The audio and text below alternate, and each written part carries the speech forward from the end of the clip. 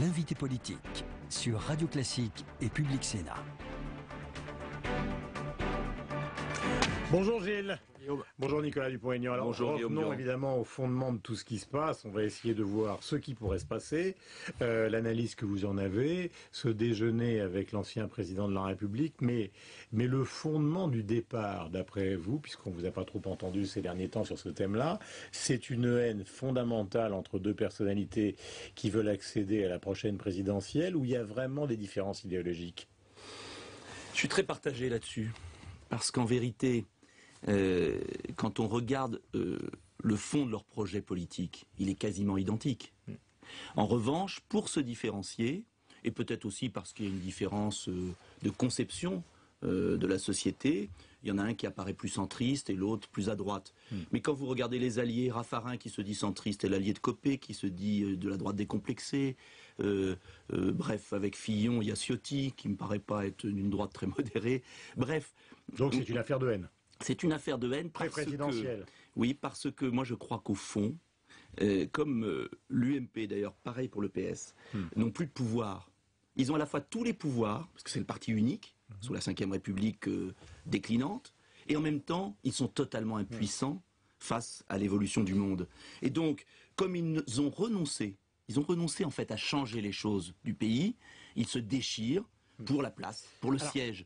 C'est ça qui est frappant. Mais avant qu'on traite les questions qui sont liées à l'actualité, est-ce qu'il faut qu'il y ait un groupe, une scission, que peut faire Nicolas Sarkozy, je prends la deuxième question de fond qui est liée à ce qui a été écrit ce week-end dans la presse. Il y a deux thèses ce matin. Il y a la thèse du Point, au fond tout ça arrange Nicolas Sarkozy, c'est lui le grand vainqueur, ils ont été incapables de s'entendre. Et il y a la thèse du Monde, encore une fois ce week-end, expliquant que finalement c'est lui le fossoyeur de l'UMP. La droitisation de la campagne, l'humiliation d'un certain nombre de chefs, personne ne l'a suivi. Quelle est la thèse de fond qui vous paraît la plus probable? Et après on enchaîne sur l'actualité. Moi je crois que le plus probable c'est la seconde thèse, c'est-à-dire que jusqu'à un certain point l'opposition entre Copé et Fillon arrangeait Nicolas Sarkozy. Mais là, vu la destruction de l'UMP, l'écœurement des militants, je crois que ça va lui nuire. Mais je vais plus loin. L'enjeu majeur aujourd'hui c'est quoi? C'est le discrédit total des dirigeants de notre pays, économique, financier et maintenant politique. Vous savez, comment des hommes qui ont gouverné la France et qui prétendent la gouverner, parce qu'ils se battent pour quoi? Pour gouverner. Comment peuvent-ils être crédibles vis-à-vis des Français alors même qu'eux ne se respectent pas, ne respectent pas leurs militants, ceux qui donnent leur temps, leur argent, leur sueur, leur idéal pour eux? C'est ça le problème de fond. Et vous aviez la même chose au Parti Socialiste. Et pour moi, c'est bien au-delà. Oui, bien sorti, ça veut dire quoi? Ça veut dire qu'ils ont gagné la présidentielle. Et ils font quoi? Ils renoncent à toutes leurs promesses, le pays est à volo. Ça veut dire quoi? Ça veut dire que c'est bien davantage une crise de régime. C'est la crise d'une pensée unique, de partis qui ne sont là que pour le pouvoir, mais qui ne sont pas là pour servir les Français. C'est ça l'enjeu bien plus profond. Après l'analyse de ce qui se passe, justement le factuel, ce qui va se passer, scission, pas scission, Sarkozy à l'heure du déjeuner, Gilles Leclerc. Nicolas Dupont-Aignan, vous connaissez bien l'UMP et ses dirigeants. Au point où on en est aujourd'hui, est-ce que vous considérez qu'au fond, on a atteint un point de non-retour, que l'UMP va exploser? Et est-ce que vous avez l'impression que la droite est un peu en phase de première recomposition? Vous savez qu'elle explose ou pas, ça changera rien puisqu'ils ont renoncé à changer les choses. C'est pour ça que je suis parti, moi. Vous savez, moi je suis parti de l'UMP parce que j'étais en désaccord fondamental sur le cadre européen, qui pour moi empêche de changer les choses, justement. Mais je suis parti aussi parce que moi, j'ai connu les tricheries. À l'époque, j'ai pas saisi la commission du recours, il y en avait quasiment pas. Et puis j'étais mis de côté par tout ce beau monde qui en fait avait triché à 2 reprises, 2002-2004. Donc j'ai très bien compris comment ça fonctionnait. Mais je crois que qu'ils explosent pas, les Français s'en fichent. Les Français ont compris qu'ils ne changeraient rien, que c'était des jeux de pouvoir. La vraie question, c'est comment la droite, et au-delà de la droite, comment le monde politique apporte des solutions aux problèmes de nos concitoyens, qui sont le chômage, l'insécurité, la mondialisation. Oui, mais évidemment. Mais c'est pas le mais c'est le sujet. Guillaume Durand. Non, mais là, c'est un enjeu de pouvoir sur une séquence. Mais pourquoi il y a un enjeu de pouvoir comme ça, Guillaume Durand, à votre avis? À votre avis? Mais tout simplement parce qu'ils veulent être dans une position particulièrement favorable dans la perspective des présidentielles. Oui. Voilà. Mais pourquoi ils se déchirent tant? Pourquoi ils sont capables d'aller à ce point de déchirement? C'est parce que l'idéal a complètement disparu. Le sens de leur action a disparu. Vous savez, dans tous les partis, il y a des conflits. Il y a des haines recuites et cuites. Mais il y a quelque chose qui dépasse ça. C'est l'idéal. Qu'est-ce que défend l'UMP? Et là, il y a un problème de fond. Est-ce que l'UMP défend la nation? Est-ce que l'UMP défend l'Europe fédérale? Est-ce que l'UMP défend le partage social? Est-ce que l'UMP défend le libéralisme plus dur? En vérité, on a mis tout le monde dans la même boutique. Donc ça veut dire Gilles, ça signifie donc que ce travail idéologique n'a jamais été fait ou n'a pas été fait. C'est un peu ce que disait Guillaume tout à l'heure. Est-ce que c'est pas de la responsabilité tout de même de Nicolas Sarkozy? Est-ce que c'est pas la fameuse thèse de dire qu'au fond, il s'est rien passé sur le plan des idées pendant les dernières années? Nicolas Sarkozy a été pour l'UMP le talent tactique pour échapper à la mise en place d'un vrai projet politique. Et en vérité, dès le départ, on a voulu fondre le RPR gaulliste, les libéraux, les centristes, qui n'étaient pas d'accord sur l'ensemble. Le point d'accord des gens de l'UMP, pas des militants, parce qu'il y a des militants très différents, mais des dirigeants, c'est quoi? C'est la place, c'est le pouvoir. Quand ils ont le pouvoir, ça tient. Mais c'est exactement la même chose au Parti socialiste aujourd'hui. Quand il y a le pouvoir, ça dissimule les lignes de fracture. Et puis, quand le pouvoir n'est plus là, ça explose. Mais derrière ça, qu'est-ce qu'il y a? Il y a le fait qu'on veut imposer en France un bipartisme. On veut que deux partis dirigent tout, à intervalles, c'est-à-dire le parti unique de gauche quand il est au pouvoir. Or, c'est un peu à l'image des grandes démocraties occidentales. Excusez-moi, j'étais en Allemagne ce week-end à Berlin pour un colloque. À Berlin, il y a des libéraux, il y a des sociodémocrates, il y a le parti plus à gauche, il y a plusieurs partis. Il y a quand même deux grandes forces. Il y a deux grandes forces, mais il n'y a pas la volonté, comme en France aujourd'hui, de monopoliser tout le débat politique par deux forces qui en fait font la même politique. Et vous avez un désaccord fondamental sur la nation à droite, avec le Front National d'un côté, avec Debout la République, avec par exemple Borloo sur l'Europe, et puis vous avez à gauche la même chose avec le Front de gauche. Donc c'est beaucoup plus profond. C'est le fait qu'aujourd'hui, depuis 20 ans, vous avez la même politique dans notre pays, tenue par deux partis de pouvoir, deux syndicats de pouvoir, et cela se fracasse sur la réalité de la société française et de l'échec politique général. Un peu cyniquement, vous êtes plutôt content ce matin? On n'est jamais content du malheur de voisins, si je puis dire. C'est mon ancien parti. Ce qui me désespère depuis 10 ans, depuis longtemps, c'est l'incapacité des hommes politiques à proposer un projet pour la France, à aller au-delà. Moi, j'ai le mien. On peut ne pas être d'accord avec ma thèse sur l'Europe, avec ma thèse sur le volontarisme politique, sur la sécurité, sur l'école de la République. Mais au moins, j'ai un projet. Eux, quel est leur projet? La gesticulation, pour faire croire qu'il y en a, la division. Et c'est ça qui s'effondre devant nous. Alors il faudra reconstruire, et moi je veux dire aux électeurs de droite, qu'il y aura une reconstruction politique en France. Ça viendra parce que la nature aura du vide, et je suis convaincu qu'il faut reconstruire à partir d'un patriotisme républicain. En tout cas, moi c'est ce que je propose. Borloo propose autre chose. Et l'UMP va renaître d'une façon ou d'une autre, on verra par qui.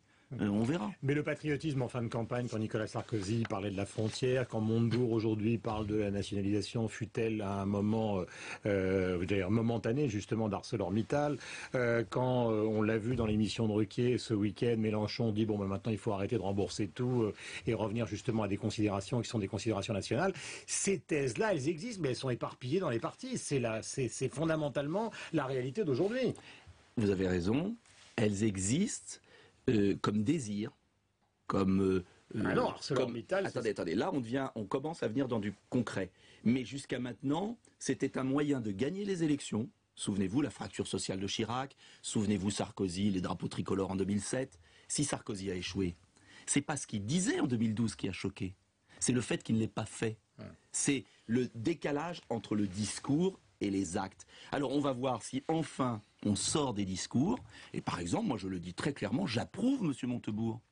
Il faut renationaliser. À la phrase que je cite pour les auditeurs et les téléspectateurs, nous ne voulons plus de Mittal en France parce qu'ils n'ont pas respecté la France. Vous signez? Je signe 4 fois. D'ailleurs, je suis l'un des seuls parlementaires à m'être opposé au rachat de la sidérurgie française par Mittal. Je l'avais prévu. Donc, mais attention, est-ce que c'est une parole encore de Montebourg? Est-ce qu'il y aura un acte derrière? Est-ce que c'est un élément de chantage, un élément du folklore politique? Ou est-ce qu'enfin on va gouverner en fonction de l'intérêt de la France? Pardonnez-moi, mais c'est ça l'enjeu. D'accord, mais on comprend que sur certains aspects, qui est dans un pays qui est le nôtre, des résurgences nationales, ça paraît fondamental. Autrement, on abandonne tout, il n'y a plus de nation. Mais quand même, il y a quelque chose qui m'a toujours paru inquiétant dans ce qui est dit, c'est cette idée que la mondialisation est une catastrophe pour tout le monde. Ça tient pas debout, cette affaire-là. Ça tient pas debout dans les beaux arrondissements de Paris, Guillaume Durand. Non, mais c'est absurde.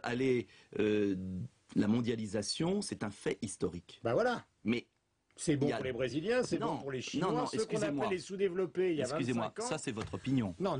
C'est votre opinion. J'étais prof d'histoire, on a tous raconté à tout le monde. Vous savez la vérité, moi, je suis plus humble. Vous pouvez pas être contre le développement de la Chine, vous pouvez pas être contre le développement du Brésil. Il ne s'agit pas d'être contre, Guillaume Durand. Et dire, nous les Français, on était bien comme on était avant, avec Bouygues, numéro 1 mondial. Il ne s'agit pas d'être contre, il s'agit de défendre les intérêts des Français. Car la mondialisation, c'est une guerre économique et sociale. Donc ça, c'est différent. Mais je vous remercie de vos sanctions. Non.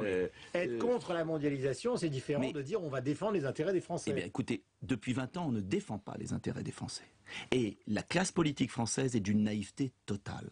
Moi, je me réjouis qu'enfin, dans la parole, on n'est pas encore dans les actes, on fasse comme les grandes puissances, comme l'Allemagne, comme la Suède qui est plutôt plus petite, comme la Chine, comme la Corée, et qu'on défende nos intérêts. On en est encore très loin. Mais parce que ce qui on en est encore très loin. Écoutez, vous me dites ça à chaque fois. Non, mais il n'y a pas de problème. Bien sûr, et d'une certaine façon, ils ont supprimé les activités en France. Ce qui ne va pas aujourd'hui, c'est que les décisions politiques qui sont prises, notamment au niveau de l'Union européenne, désarment le continent européen. Pourquoi? Prenons un exemple très concret, soyons concrets. Pourquoi l'Union européenne a signé un accord de libre-échange déloyal avec la Corée du Sud? Pourquoi, expliquez-moi Guillaume Durand, vous qui aimez tant la mondialisation, pourquoi les containers qui arrivent au Havre, d'après les chiffres des douanes, sont composés de 20% de produits chinois qui ne respectent pas la norme CE qui pourtant est imprimée sur les produits? Ça veut dire quoi? Ça veut dire que dans la mondialisation, la naïveté française et européenne désarme et nuit à l'intérêt des Européens. C'est vrai que là-dessus, moi je suis totalement désaccord avec vous. Mais appliquons la mondialisation. Je vais vous donner un autre exemple qui n'est pas l'exemple maison, LVMH, etc. Prenez la Sodexo de Pierre Bellon, c'est un Marseillais. Il est même numéro 1 mondial des cantines. Eh ben, il a profité de la mondialisation, il n'a pas truqué les steaks. Et actuellement, les Marines américains en Afghanistan mangent des produits français. Donc il y en a qui se débrouillent. Vous croyez que je suis contre ça, Guillaume Durand? Ben oui, vous êtes en train de nous dire que les Chinois nous arnaquent. Mais à ce moment-là, vous pourriez dire la même chose pour Bellon. Mais non, mais excusez-moi, moi je regarde les chiffres. Il y a des Français pour qui ça marche. Il y a toujours des exceptions. Mais moi je regarde les chiffres, monsieur Durand. Et je vois que la France a 70 milliards de déficit commercial.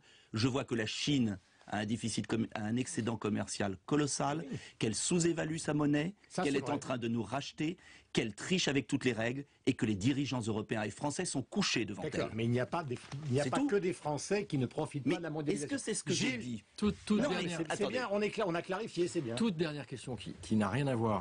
Votre mouvement s'appelle Debout la République.